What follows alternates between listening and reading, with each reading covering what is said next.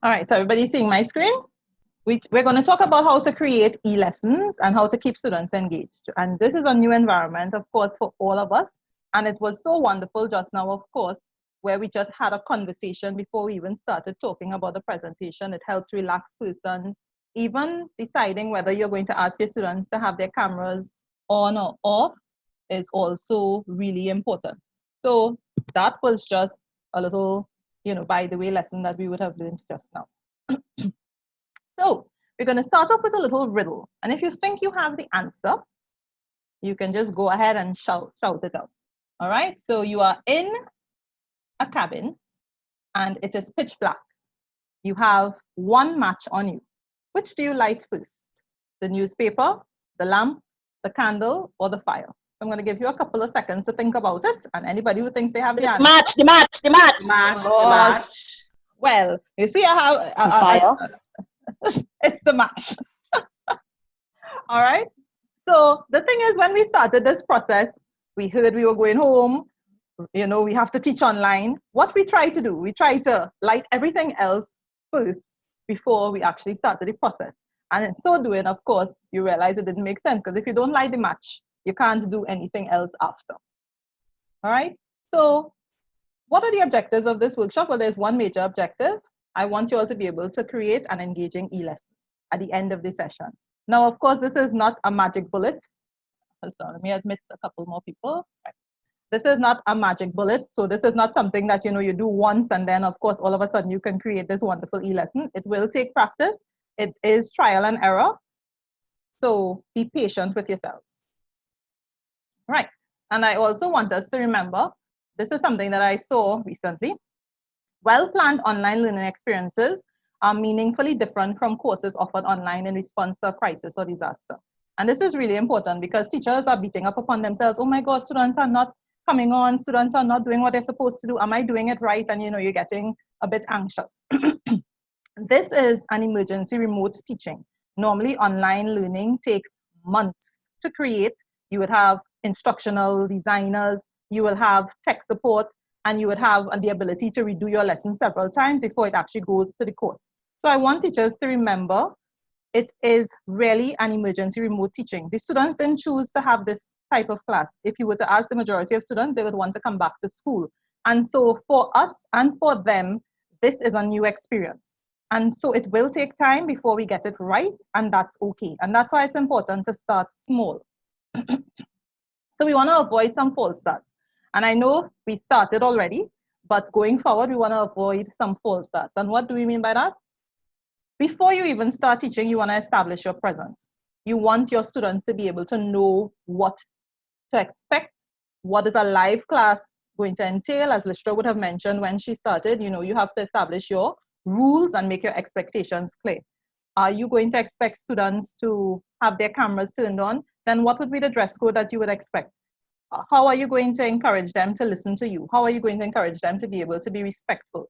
Do not assume that they're going to come and take the rules from their classroom and bring it into the virtual world. It is a new experience, and therefore you need to have very clear rules, very clear expectations. It may be best to actually have those written somewhere and have it posted. So if you have Edmodo, you can post it as a reminder on the top, or Google Classroom, or somewhere that they can see it and be reminded. Remember, we have rules, expectations. You can also set that up with your students as well, just like you would on the first day of school. You want to provide ongoing feedback. You want to make sure that your students know what's happening. So don't ask for work or don't ask them to do a task and then silence. Remember, they are not seeing you, so they need to be able to at least hear what's happening. So you send a little feedback. It doesn't have to be anything long. It doesn't even have to be written.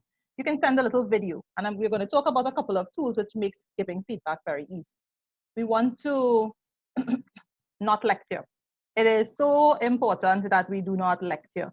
Just like in your classroom, you're not going to stand up. Well, at least we shouldn't be just standing up, talking. Our lesson has to be interactive, and we don't want to lecture.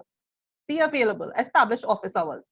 So we are not necessarily meeting with our students for every period of the day, but we want our students to know that we are available to them. So we can have specific times, and you would know based on your schedule and what works. You can have office hours for them. Office hours can mean, you know what, I'm meeting with 5 students online.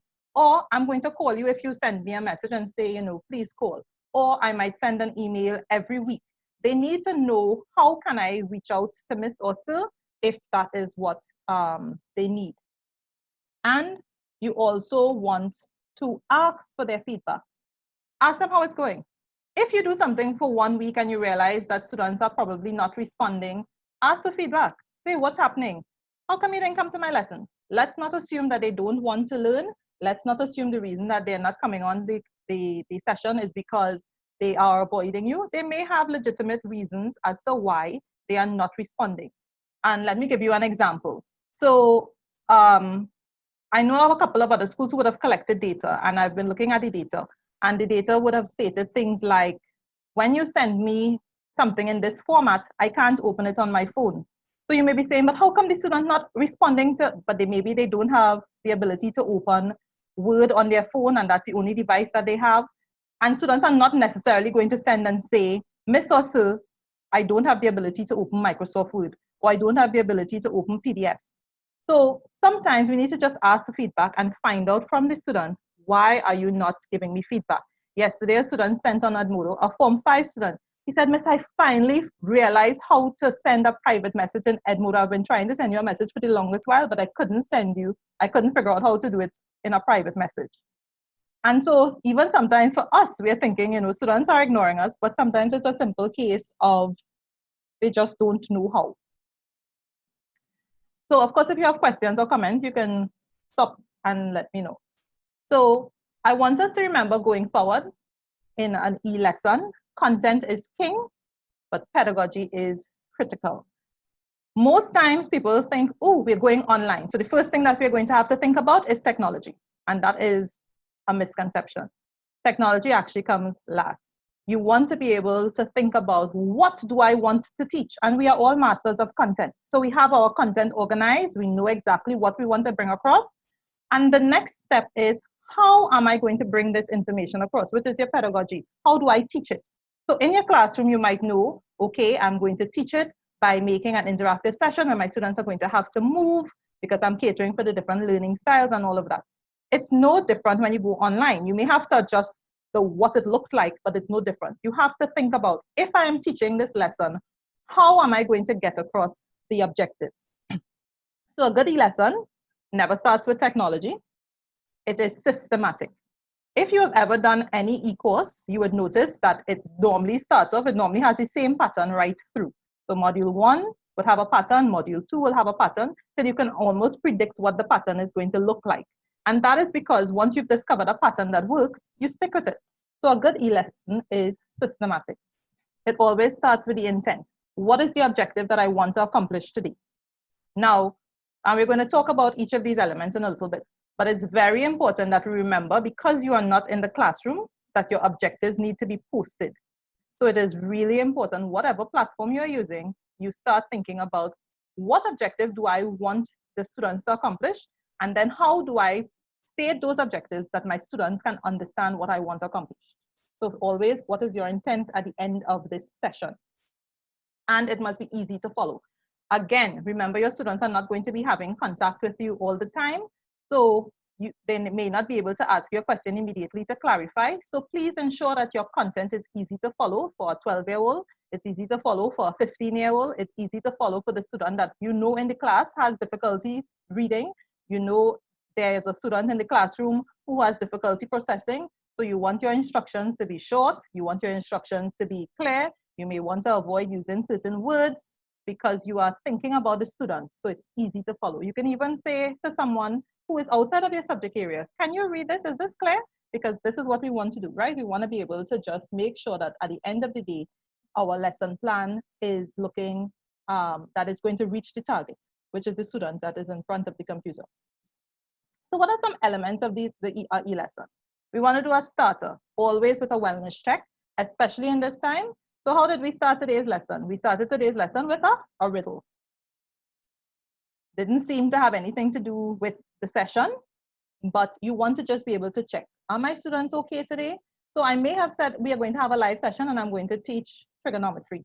And then you realize when you come online, maybe your students they need some time to just breathe maybe they've had a rough day, maybe, and just like in the classroom, we can sense that. We need to find some way to sense what's happening with our students in the virtual classroom. Then we want to state objectives, and we're going to go through all of these elements. You want to establish what your teaching tool is going to be. You want to be able to check for understanding and engagement. So not just if my student understood what was taught, but did they engage with the material? And finally, you want to have optional extension exercises. So we're going to go through all 5 of these. And if there's anything that you don't understand or you want clarification, again, you can stop me and ask. So what are some things you can do for wellness checks? So you can have a video with a positive message. So although you may not want to be meeting with your students online all of the time, and that's okay because we know people have different circumstances, record yourself. Send a video with a positive message so that they still see you. That has a lot of value because remember, just like we wanted to see faces today, it really felt different when you actually saw someone as opposed to just seeing their name on a screen. So you can send a video of yourself, you know, dress up nice and you do a nice little video. Make sure your background is not distracting. Make sure that they're not seeing anything that they're not supposed to see, right? So always send the video to somebody else and say, you know, is this video okay? All right. You can do online polls. Edmodo has polls that are just asking, how are you going? You can do Google Forms. There are many ways to do polls. I'm pretty sure any method, any platform that you're using, they actually have polls already established. So you can do a poll, a wellness check to see how are you going. So I recently did one on Edmodo and I asked my students how they were going and there were a couple of students who said they weren't okay. With Edmodo, you can actually see who those students were. So I private messaged each of them and I asked, how can I help? And I, just said, it's going to be okay. And just to give them some sort of, understanding that we are here for them. So those are things that you can do. You can play little mini games, not even related to content, just to start your class. Have a little game online, just to settle them down, because just like some of you are nervous to come in front of the computer screen, because it can be a bit unnerving watching a screen and not seeing anybody or everybody's just staring right back at you. The students are feeling that same type of anxiety. They are letting you into their homes, because when you have a Zoom and you have your video on, the reality is you're letting everybody see your house. So remember those little things. Sometimes it's not, they just need to be settled before they actually get involved.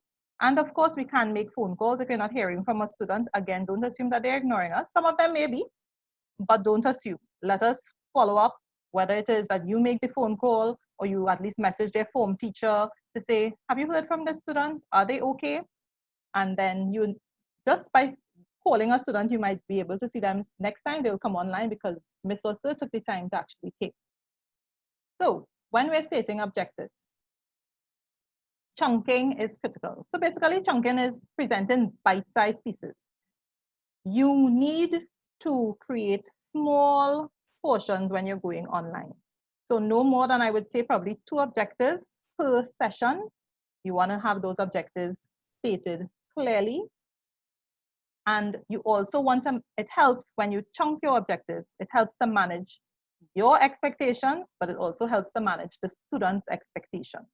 So as I said, when you are, before starting any lesson, you really want to state what your objectives are, so that even if a student has missed the class or they start late, they can go back and actually see what was happening.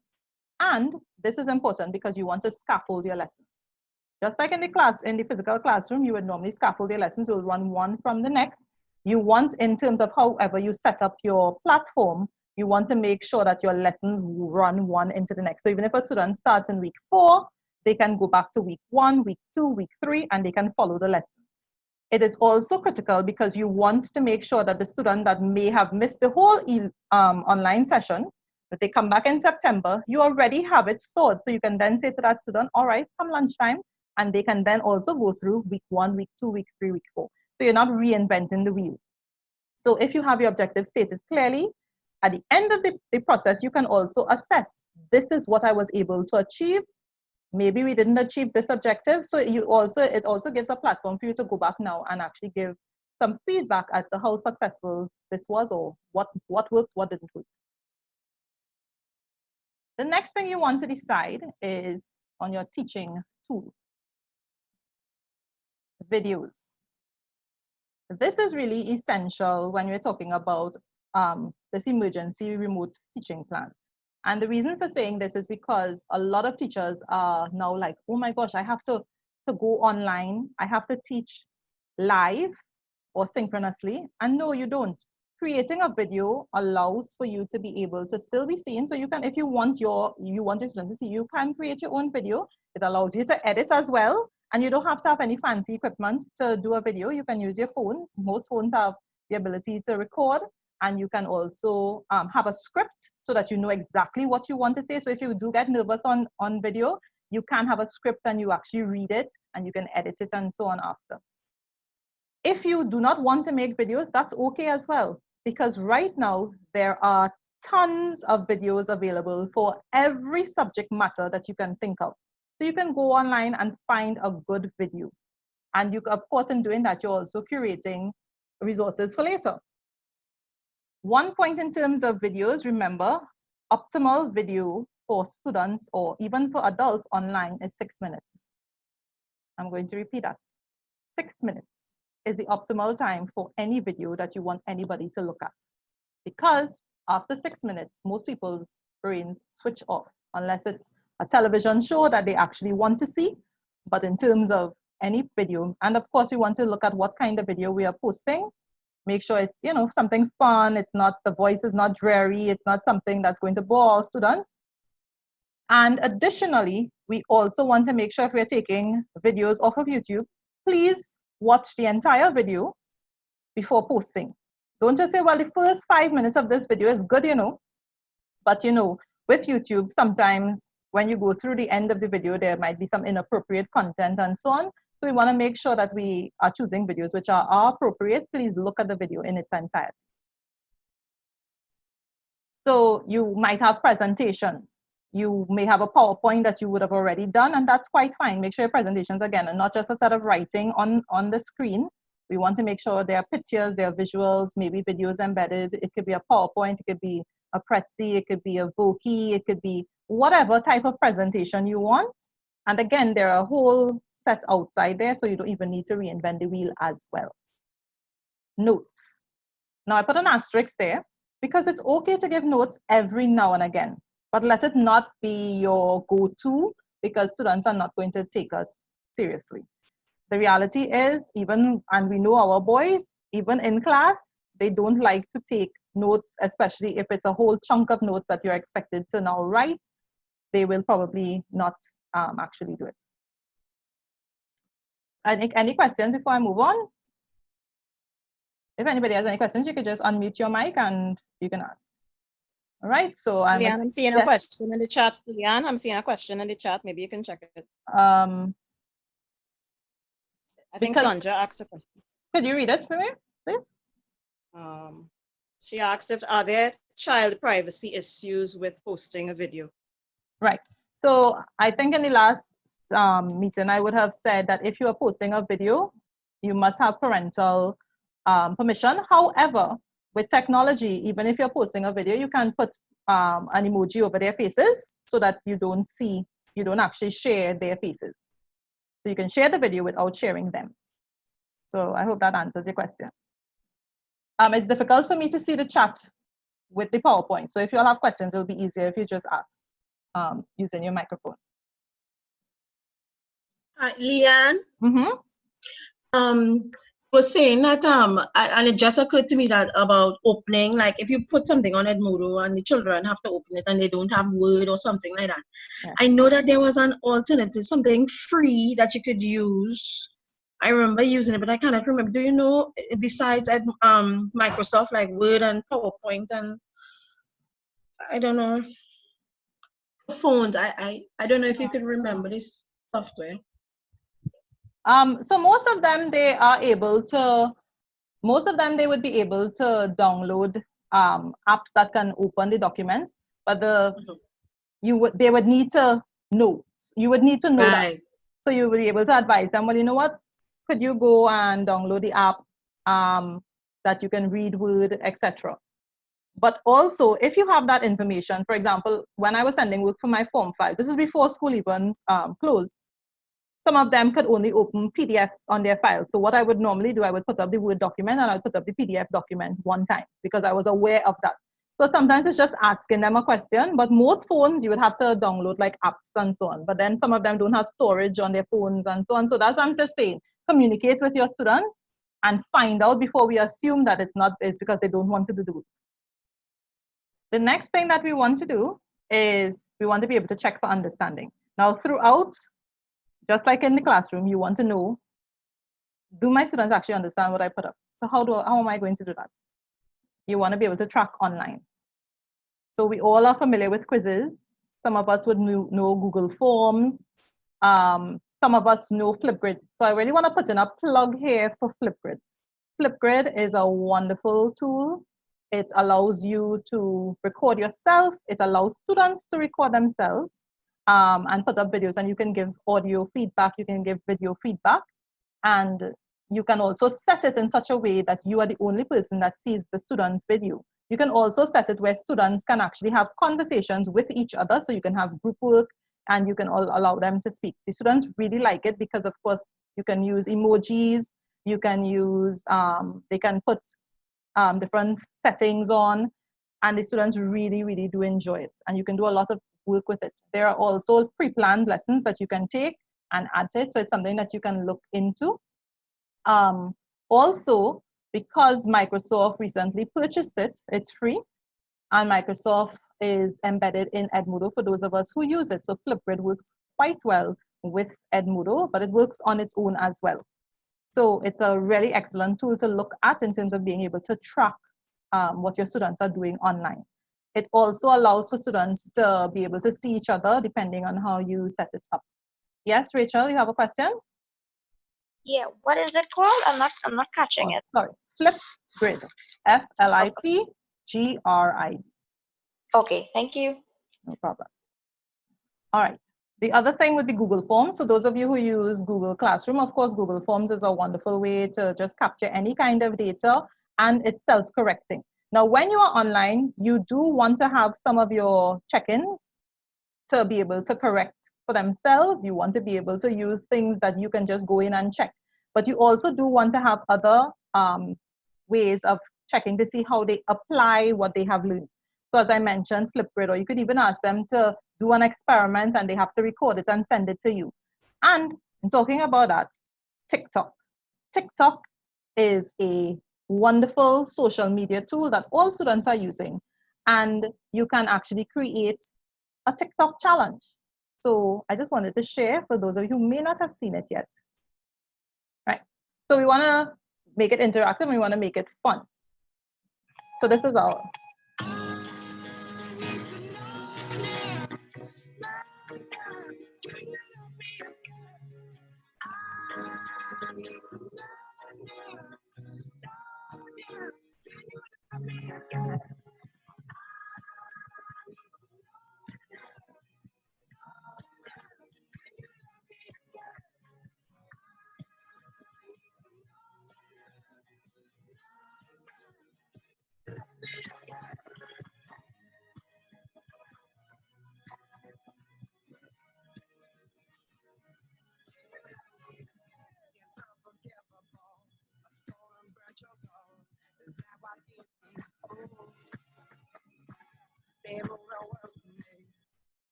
right? So you all recognize some of those boys there, right? Yep. Yeah, very good. I have a quick question. Yeah. Yes. Nice. Proud of them. Proud of them. I have a quick question. I like that idea. What was the objectives for that lesson there? Oh no, this was not a lesson. This was them just doing this on their own. I'm saying that we okay, can't. okay, Yes. okay. And nobody told them to do it. Nobody taught them. Well, they would have gone and they would have edited their own videos. But TikTok is easy to use in a classroom setting. If you give them a challenge, for example, there have been challenges where art teachers have been posting a particular art piece, and the students have to, the challenges that they have to try to recreate it. And they put it together and you show the different versions of how the art piece is. You've had teachers doing, using like the art museums. So you have a picture or whatever, and the student has to try to recreate that image with items done at home. There have been math teachers who have done TikTok challenges where they're trying to explain a topic. So one teacher starts, and then the next teacher comes on, And so the TikTok, because the idea behind the TikTok is that, you kind of like is one person leading into the next. And that video has gone viral. And these are math teachers. There have been challenges where you can do the food challenges for bio and chemistry and physics. I'm pretty sure you could come up with some experiment that they can do. And they have to show the different parts of the experiment, certainly for physical education. Because apart from this one where they're doing football, well, with the toilet paper rule, there have been ping pong challenges where you have one person starting off with the ping pong and they're passing it to the next person. You would have seen the beauty challenges where you start off looking kind of scruffy and then you change and you have, a beauty pose with makeup and whatever. The thing is, you have to get creative, but at the end of the session, I actually have an English language template that was produced by a teacher where they created TikTok challenges. You can do poetry, the thing is thinking outside of the box. And the good thing is you don't need to know how to do the TikTok. They already know. So I've already told my students we are going to be doing some TikTok challenges. I don't have TikTok on my phone. I don't intend to have TikTok on my phone, but I know they know how to do it. And they might be a lot more ready and willing to do something like this than sit in a classroom, doing something that is not as exciting. So sometimes just thinking out of the box, and I will share the template in terms of the TikTok with the English language so that other teachers could have it, and maybe then see how can it apply to my classroom. But I do think it works quite well for anything that might be practical. Music, Tanya, I don't know if you saw where we had panelists from around the world playing a song. So they all came on and I don't know how they did it, but they decided whatever, and they were playing the pan from all parts of the world. So all that to say, a little creativity will help make our classrooms fun. So continuing, how can we check for understanding? PBLs, project-based learning. I just want to define project-based learning and how it differs from giving a project. Project-based learning means that you have an objective, but the end product can be different for every student, or the end product can be different for every group that you give. You really want to start thinking about what kind of project-based learning can I do over a period of time, and then tell the students, you produce it in whatever format. So if they want to produce a blog, a vlog, they want to produce a TikTok, they want to produce audio, there might be some students who might say, I want to write a poem, sing a song, do a dance. It doesn't matter. The important thing with project-based learning is to have your objectives very clear and of course have a rubric. So the rubric doesn't talk about what the end product looks like. The rubric talks about what is required of them. So you can think about how easily that can translate. So a couple of ideas that I would have seen, and there is a document that actually is on my Facebook page. So yes, I'm putting in a plug here for my Facebook page, 21st Century Educators. If you're on Facebook, I already have quite a number of documents that are specific to remote learning. And you can go there. There's actually one that talks about project-based learning in the virtual world. And it gives a whole lot of examples that you can take and translate into your classroom. This is an opportunity to do enrichment opportunities. There are so many free virtual tours right now to places that we probably never would have been able to go to.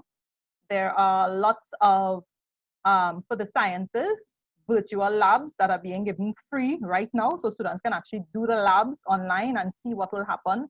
There's a nice one that I was doing about DNA, and you had to try to figure out who the father was based on, so I learned some bio, just experimenting with it. So biochemistry, physics, electronics, there are virtual labs available for free on the different topics. You can go and check them out. Geography, there are also quite a number of things on National Geographic and Kids National Geographic that you can actually take your students on tours. There are museums for French and Spanish that you can go and check out. For art, there are online concerts for music. Even the sports people are now doing little TikTok challenges and they're sharing it. So we can find stuff online that we can do to check for understanding, because our students, you can ask them, so how was your tour? Even something as simple as maybe we could watch a movie together. So you get a nice little 20-minute movie that's related to your topic and you stream it to them. You share your screen and we sit and we watch a movie together. And then in between the movie, I say, so, you all notice particular things. So you can get creative with how you engage with your students. right? So I spoke about the virtual labs, and I will share that information with the science teachers after. Choice boards. So choice boards basically is exactly as it says. It gives you options. This allows for differentiation, and I will also share a couple of choice boards with you at the end. It allows you to, so for example, there was one for Spanish it was about the house.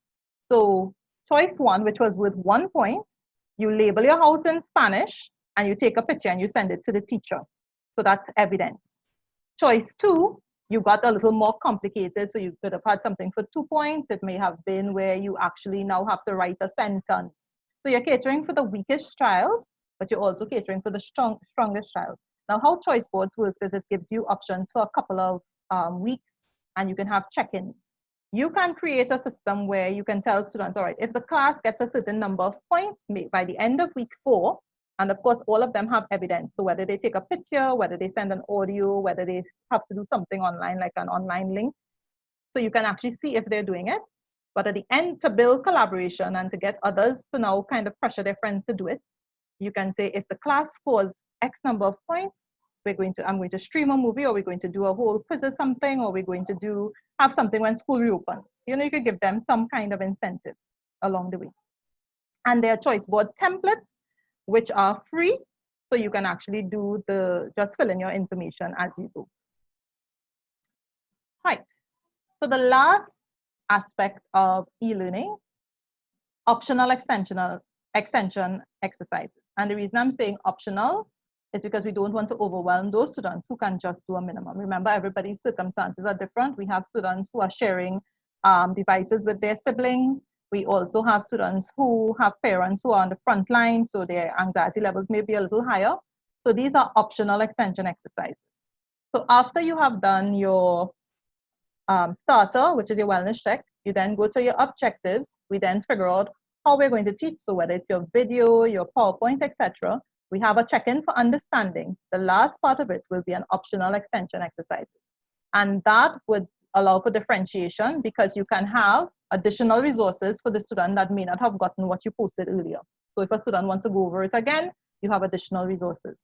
But you can also have something for the very ambitious student who says, this wasn't enough. So they can then go to do the extension exercises as well. It caters for different types of learners. So, you know, if you have the student who you always have that one student who might really need to move, or they might really need to read and write. So you may want to cater for different types of learners in that aspect of your extension exercises. And of course, consideration of different circumstances, which I spoke about already. And in the long run, if you do this properly, it builds your repository. So you now have your information going forward. It is not going to waste. You now have it for next year's group and the group after that. And of course, once you build it properly, it is something that you can edit and have to share with colleagues, but it's something that you also now have, and you don't have to go reinvent the wheel, so that your students can have it for July, August, and Easter, and you would have already done all the work up front. So, questions before we talk about pitfalls? Any questions? So I'm thinking the silence is because teachers are really engaged on this, not because they're watching TV, you know, and just have their mics on mute, right? So No question. No question. Yeah, I guess mine isn't really a question, because all of this, I think it's great, but I'm just trying to reconcile it with, and which is a question you can answer. To what extent we are working on content then? Because I see this is great and looking at skills and chunking, but to me it's a quality thing, which is great. Mm-hmm. But depending on what it is that we have to do in this season here. Okay. Well, this is my take on what this season can do. Trinidad and Tobago, we have always been a society that's so focused on grades that sometimes learning fails to happen. And that's my take. So we tend to teach towards exams, and we don't necessarily teach skills.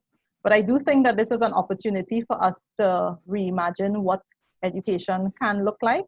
For me, there is no way in this particular setting that we can teach a full syllabus. Based on the research, that I have seen, it seems as though most people are actually cutting their syllabus in half, and what they're focusing on are what are the foundational skills that are needed for your subject area. So you would look at what you would normally teach in the third term, but you would look at what are the core skills, because there are some skills that kind of run through all of your topics. So you would look at those core skills, and those are the skills that you would want to focus on. But this is me, so this is just my opinion, right? So a couple of pitfalls to avoid. Do not send materials that require printing. Remember, some of our students do not have printers at home. Do not send boring materials all the time. If all of your material is PDFs, written notes, you're probably not going to get a very high engagement from your students. I actually saw some school in the States, their e-learning plan was they scanned a book and they literally highlighted, do this on day 10, do this on day 11. I'm pretty sure those teachers are not getting a very good response. And think about us by nature. How many of us, and we know that even for adults, people don't like to read. I mean, we would see it from our daily newspapers where you'd have a headline and somebody would say, but how they could do so, and somebody would always say, did you read the article? So think about our students. If adults are not doing it, our students are probably not going to do it either. Do not expect daily meetings. Do not expect high attendance rates at all times, and do not expect full engagement at all times. We are in a crisis. There are reasons why students may not turn up. There are reasons why having daily meetings is not reasonable, because you can find yourself in an online environment spending more time than you would have if you were in the classroom. You have to put boundaries for your life, and students also need to have some boundaries. Remember, there are some of our students who are babysitting their siblings. There are some of the students also will have chores. I mean, no parent now, I would think, would not say to their child, go do a chore, have this to do, you have that to do. So we can't expect students to be engaging every day in live classes. It is not a reasonable expectation. So don't feel badly if they don't show up. There might be reasons for us not being fully engaged all the time as well.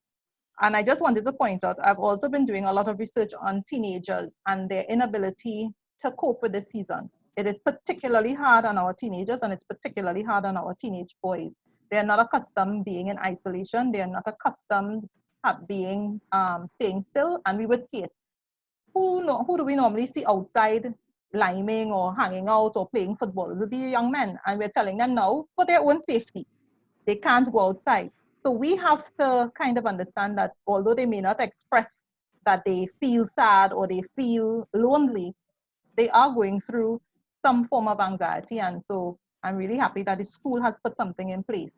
But this is an opportunity for us to also reach out to them, because sometimes boys may not reach out because they're told, to express their feelings. So we also want to reach out to them sometimes. And we do not want to implement a one-size-fits-all, just like we will not necessarily do in the classroom. That is why feedback from students is so important. If it's not working, don't feel offended. Say, okay, I'm going to try again. Ask them, did you like that? They say no. All right, ask for some ideas, because they may very well have ideas that will. So it was so nice seeing you all. Next time we have in a session, everybody make sure, at least neck up. We can go on camera, right? So we can see everybody.